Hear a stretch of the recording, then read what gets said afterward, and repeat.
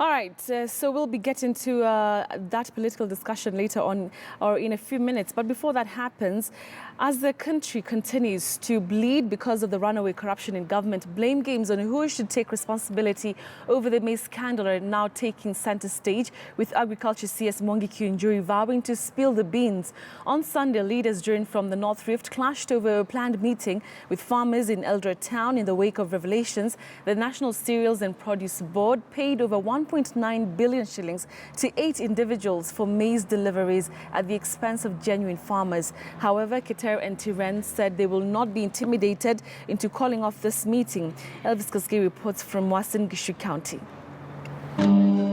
Speaking at St. Mary's Osorongai Church function in Tarbo, Mwangi County, those against the meeting accused the organizers of having a hidden motive, including seeking to drag the name of Deputy President William Ruto into the NCPB and NYS scandals. Nataka niambie Alfred rafiki yangu sasa. Imefika wakati sasa lazima tuambiane ukweli. Wewe mwenyewe umetoka juzi kushikwa kule Central Bank. Hata hatujamaliza mwezi mbili, unaanza kuongea kuhusu corruption, wewe mwenyewe ni corrupt namba moja. Unasunguka hapa ukisema Deputy President bana kijana yako bwana. Na mimi nataka nimwambie wewe usikae ni kama Deputy President anakusalia mtoto, sasa unasema huyu mtu achunge mtoto yake, kila siku unatataja jina yake. Deputy President ni kiongozi wetu wa Kalenjin na ni kiongozi wa Kenya. Keep off. Mimi nataka kuambia DCI, hawa wakora wote wenye waliiba Central Bank, wenye walileta matara kwa Wage Bridge, wenye walitaka kuiba pesa ya Standard Gauge Railway, wale wameiba pesa ya vijana ya NYS. Hakuna mwizi mdogo, hakuna mwizi mkubwa, wote wasanywe pamoja, wapelekwe jela, waende wakule marakwe bila chumvi na bila mafuta. NCBB ambaye kiongozwa na waziri imelegea katika kazi yake. Tunaambia kesho asubuhi tupe hiyo majina, wakulima wetu si cartel. Na nataka niseme ya mwisho, ufisadi hatutakubali, na mambo ya NYS pia lazima tuambiwe nani alichukua 10 billion. The list has touched raw nerves among section of local farmers who claim that the list has tarnished the names of genuine farmers. Na tuwaje kutoa majina tu ovyo ovyo. Hata unaenda kwa list, unatoa mtu ametoa mahindi mingi. Sio kweli kusema wale wote wamepeleka mahindi mingi cereal ni cartels ama walitoa Uganda. Na ninasikia kesho kuna mkutano ile tutakutana na wewe. Mimi siwezi kukubali upusi tena iletwe katika kaunti hii. Sisi tuko na governor, tuko na viongozi, na kama kuna mtu ameiba chochote iletwe kwa meza. Lakini maneno ya kusunguka. Najua kuna viongozi hawapendi viongozi wao. Na mimi nataka niambie Alfred, siku ya mwisi ni 40 na siku zako zimefika. DPP Nordin Haji will do also a good job. I also have faith our courts will do a good job. Ultimately, we will get rid of this disease called corruption. The meeting, expected to bring together over 200 farmers representatives, has raised temperatures with Jubilee leaders exchanging words and pointing fingers on the real import of the gathering. Mtu anafaa ku step aside ni Principal Secretary State Department of Agriculture, not the CS. CS amefika huko juzi. Corruption fights back, and it is noticing but to require divine intervention and the power of God. Energy Cabinet Secretary Charles Keter termed the maize scandal as a sideshow and asked Kenyans to focus on the Big Four agenda. Elvis Koskei, KT News, Mwangi County. All right, so that is, of course, a big story right now here in the country. Of course, one to do with yet another scandal, this time round affecting quite a number of small-scale Kenyan farmers. I want now to bring in my colleague Elvis Koskei, joining us from Eldoret. Thank you very much, Elvis, for joining us this morning. So where are we at with the investigations? Because, of course, we know that there are agencies that have already swung into action. Do we know of anything else? Because a lot of things are being said all over the place. But going back to the detail, of this particular scandal, do we know of any new developments from it? Betty, residents here in Uasin Gishu are still waiting for Agriculture Cabinet Secretary Mwangi Kiunjuri because he had vowed to crack the whip, and also he had maybe promised that to release another list that will be touching influential political leaders of this particular part of the region.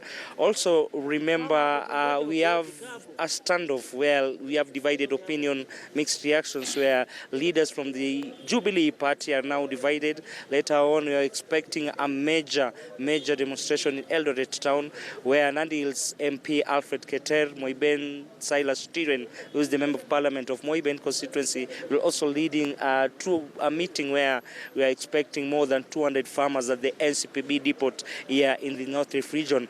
Other residents are saying that the Jubilee government has maybe put farmers in this particular part of the county at crossroads. Remember, we have the scandal of 1.9 billion shillings that the Agriculture Cabinet Secretary CS Mwangi Kiunjuri said that no money was lost at the NCPB, but only farmers lost the opportunity to trade with the government. But let's just hear in what residents here have to say in Uasin Gishu.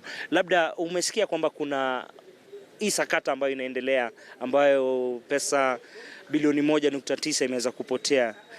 Waziri wa kilimo alisema kwamba kuna majina zaidi yataweza kutolewa. Na tuliona kwamba kuna majina ya watu 18 ilitolewa. Na baadaye tumesikia kwamba kutakuwa na mkutano na wakulima hapa katika kaunti ya Uasin Gishu. Kwenye sakata nzima, maoni yako ni yapi? Maoni yangu ni kuwa hao wakulima wenye walipeleka mahindi cereal, tungetaka at least tuone hao watu wamelipwa na wapewe pesa yao. Hao mambo mengine ya cartels tunataka serikali wa investigate na waangalia hao watu na wawekwe ndani, kwa sababu sisi kama wakulima ndio tunaumia. Kama ni fertilizer, sisi ndio tunaumia, cartels ndio wanafaidika. Na tungependa hao wachumbe wetu wenye wanatutetea watetee haki ya mwananchi, lakini wasijitetee wenyewe kwa wenyewe.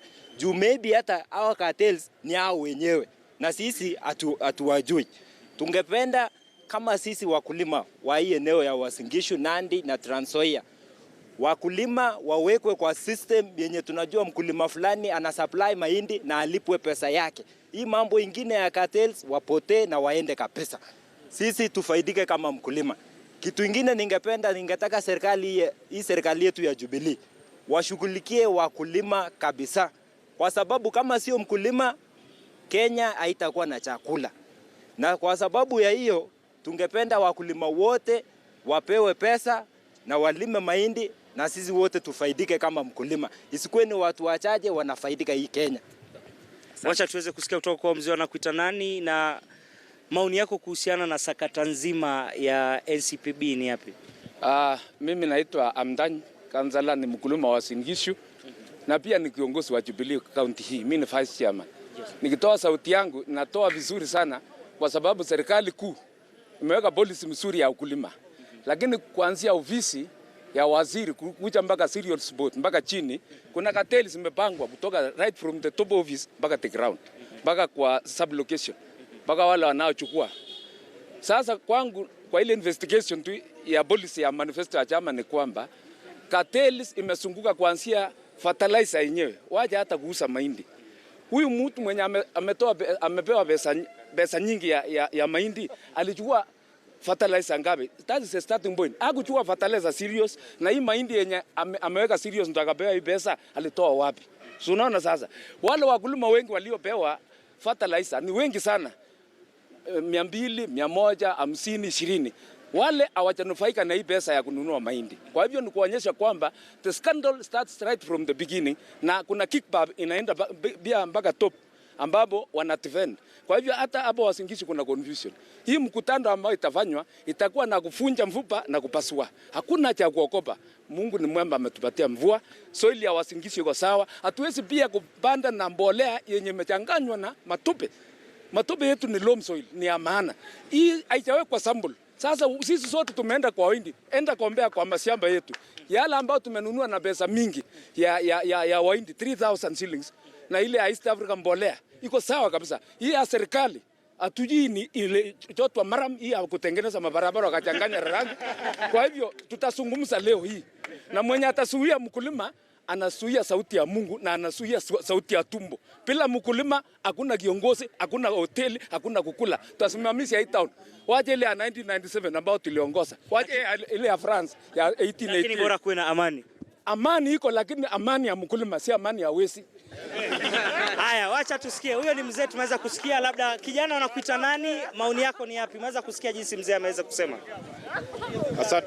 Asante sana Bwana Elvis. Mine will be very short. You see, peddling propaganda is not nice also. Yes, we agree that there are cartels in this whole issue. But the point is, farmers actually sold their farms at the gate of NCPB. What happens there? When a farmer is desperate for money, he'll be tempted to sell the maize. So these guys sold the maize at the gate, and then when alikuwa ananunua wali collect mahindi mingi. Ikawa kwamba wanaenda kuuza kwa cereals as one farmer. But haimaanishi kwamba walitoa mahindi nje. That's a lie that is being peddled around for political reasons. Another thing is, hii mambo ya kusema ati, you see, don't put propaganda in some things. Ya kusema ati mbolea yenye ya serikali ni maram. It's a lie, bwana. Don't lie to farmers. These are stories that are being created around here. And the thing is, those fertilizers are okay. People have used, the farmers have used it, and mahindi inafanya mzuri. So I don't really want us to go to speculations. Wakulima wengi wanalipwa hapa, watu wanalipwa hapa kuspeculate. We don't want speculation. Tafadhali tuongee ukweli, wacha kupigia makofi speculations. The truth is, the fertilizer is okay, the seeds are okay from the government. Wacheni hiyo propaganda. Tafadhalini. Yes. Many thanks. Bet you've heard from mixed reaction from residents of Uasin Gishu County. There you can hear that they are saying that the Jubilee government has insensitively subjected farmers to the worst season of all time, even as the government plans to register more than 2.5 million farmers across the country. Back to you, Betty.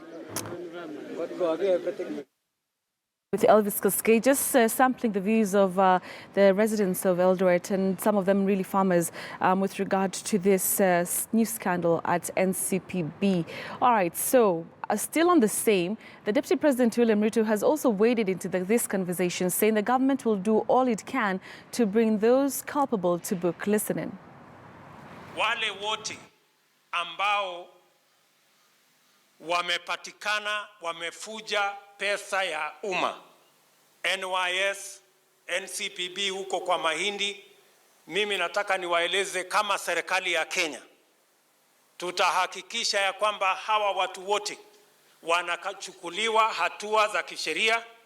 And I want to ask all the investigation authorities and the prosecutors and the people in our courts, all these people who have been identified as people who have corruptly engaged themselves in matters to do with procurement of public services in a manner that the public have lost, all of them should be brought to book, and nobody should be spared for whatever reason.